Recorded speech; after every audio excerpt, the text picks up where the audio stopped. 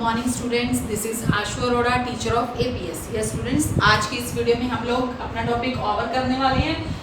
Topic हमारा चल रहा है कंज्यूमर प्रोटेक्शन। यस, अब कंज्यूमर प्रोटेक्शन के बारे में अब आगे हम स्टडी करेंगे। Who is a consumer? Consumer कौन है जो अपनी ग्रीवेंसीज के लिए कंप्लेंट कर सकता है। तो कंज्यूमर में हम टू टाइप्स के कंज्यूमर्स को इंक्लूड करते हैं। फर्स्ट क्या है? Any person who buys any goods for a consideration which has been paid or promised or partly paid or partly promised or under any scheme of deferred payment. Yes, consumer में first consumer हम किसे include करेंगे? कोई person या तो कोई चीज खरीदता है, कोई भी गुड खरीदता है for a consideration, मतलब चाहे वो पैसा देके खरीदे या किसी भी और तरह से खरीदे, which has been paid या paid पे कर दिया जाए उसके लिए, या प्रॉमिस करा जाए पे करने के लिए, या पार्टली पेड अप किया जाए या पार्टली प्रॉमिस किया जाए, और under any scheme of the deferred payment. Sometimes हम डेफर्ड पेमेंट भी करते हैं, लाइक के हम ये कह सकते हैं कि हम 1 या 2 दिन के बाद पेमेंट करेंगे इस चीज के लिए, तो वो कंज्यूमर में हम इंक्लूड करते हैं उस पर्सन को। It includes an user of such goods, और यूजर ऑफ सच गुड्स में हम किसे इंक्लूड करेंगे? When such use is made with the approval of the buyer. Yes, अब सपोज कि आपके घर में एक पर्सन है जो बाय करता है, खरीदने वाला और कंज्यूम करने वाला, जरूरी नहीं है कि सेम होंगे। समझ में आ गई? एक पर्सन है, खरीदता कोई और है, और जरूरी नहीं है कि उसे यूज भी वही करेगा।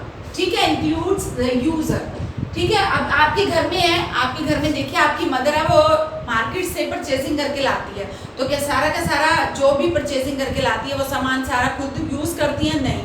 तो उसमें यूजर्स जो है वो कौन हो सकते हैं? आपके घर में जितने भी पर्सन हैं, all are the users. Clear? तो बाय जो कर रहा है वो अलग पर्सन हो सकता है, कंज्यूम या यूज जो कर रहा है वो अलग पर्सन होगा, लेकिन वो यूज कर रहा है कैसे? With the approval of the buyer.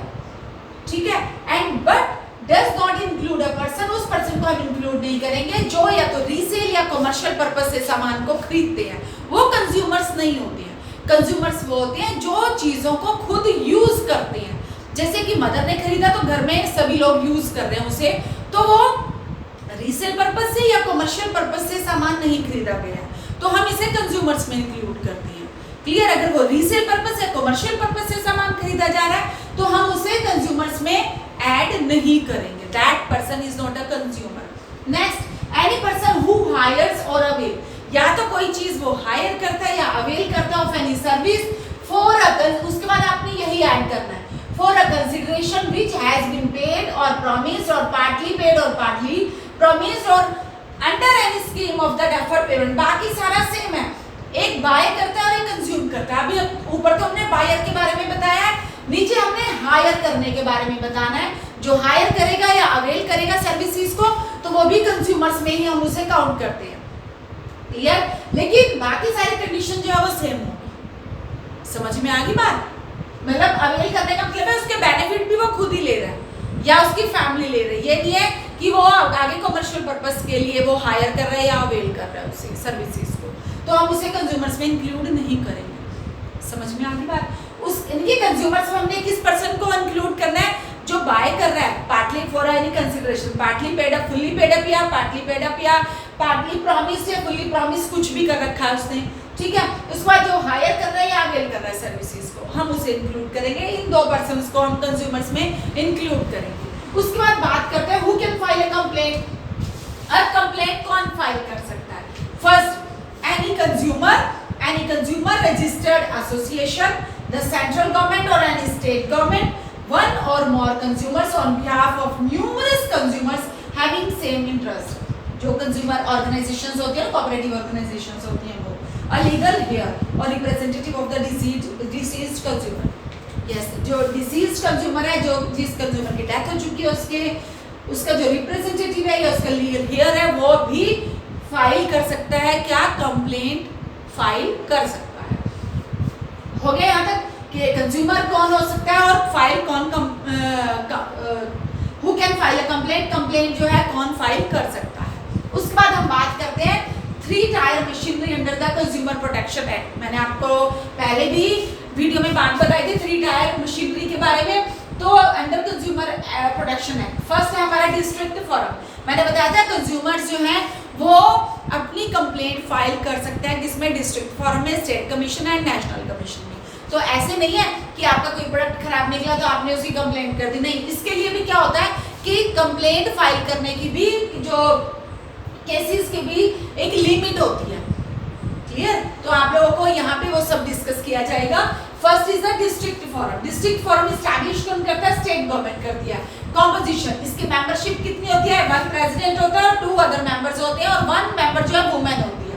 Next case applicable case, कितने अमाउंट तक के केस यहाँ पे हम फाइल कर सकते हैं, not more than 20 lakh. 20 lakh से ज्यादा के नहीं होने चाहिए। अगर आपकी कंप्लेंट जो है 20 लाख तक की है, मीन्स अगर आपका कोई सामान है वो 20 लाख तक की अमाउंट का है, वो खराब निकला है या उसमें कोई प्रॉब्लम है, तो आप, और अगर जो मैन्युफैक्चरर है वो इस कंप्लेंट को नहीं कंसीडर कर रहा है तो आप डिस्ट्रिक्ट फोरम में कंप्लेंट कर सकते हो उसके against. Next is the procedure. अब कंप्लेंट करने का प्रोसीजर क्या है, first file the complaint, complaint file करना है, notice given to the other party, जिस पार्टी के अगेंस्ट आप कंप्लेंट कर रहे हो उसे नोटिस, उसके नोटिस में लाना।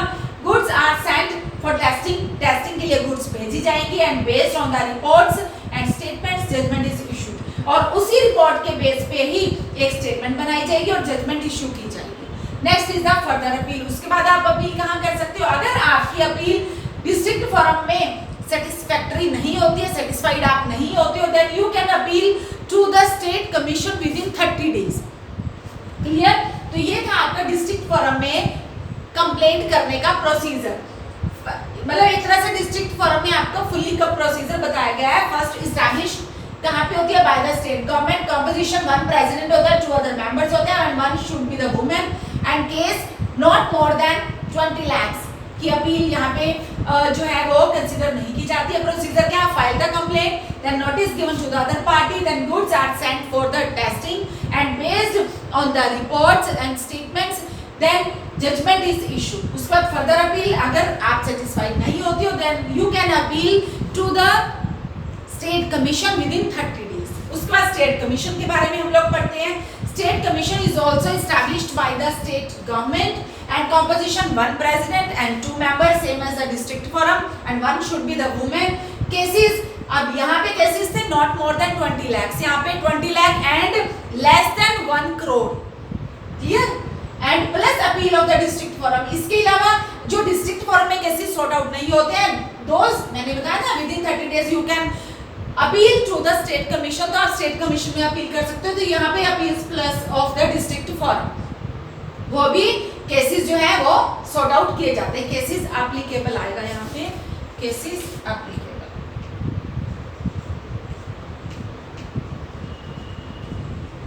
क्लियर? उसके बाद है प्रोसीजर। प्रोसीजर आपका सेम रहेगा जैसा प्रोसीजर आपका डिस्ट्रिक्ट फोरम में था। Clear? Procedure same as the district forum वही है कि file the complaint, notice given to the party and goods are sent for testing and based on the reports and statements and judgement is issued. Same है। उसके बाद है 4 number पे आएगा, procedure नहीं है यहाँ पे, आएगा further appeal.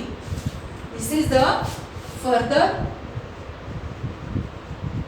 Appeal. Further appeal वही same. If you are not satisfied then appeal to the national commission within 30 days. अगर डिस्ट्रिक्ट फोरम में आप सेटिस्फाइड नहीं होते हो तो आप स्टेट कमीशन में अपील कर सकते हो विद इन 30 डेज, और अगर आप स्टेट कमीशन से भी सेटिस्फाइड नहीं होती हो then you can appeal to the national commission within 30 days. Next is the national commission, that is established by the central government, that is established by the central government. Clear? उसके बाद composition 1 president and 4 members and 1 should be the women. इन दोनों में district forum में state commission में 2 members होते हैं, इसमें 4 मेंबर्स हैं, 1 should be the women. Same condition वो यहाँ पे भी अप्लाई हो रही है।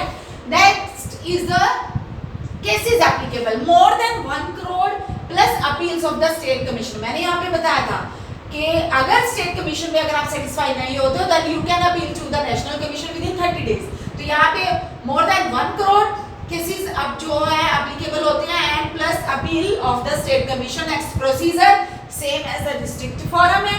नेक्स्ट फर्दर अपील है। इफ नॉट सेटिस्फाइड, अब इसके बाद आप कहाँ जाएंगे, इसके बाद जाएंगे हम सुप्रीम कोर्ट में। अगर यहाँ पे भी आप सेटिस्फाइड नहीं होते हो then you can appeal to the supreme court. Okay students, this was about the 3-tier machinery of the consumer protection. Clear? Now your chapter is over. You can watch all the videos of this chapter, and also you have to watch the videos for the better understanding of the chapter. Okay students, stay home, stay safe.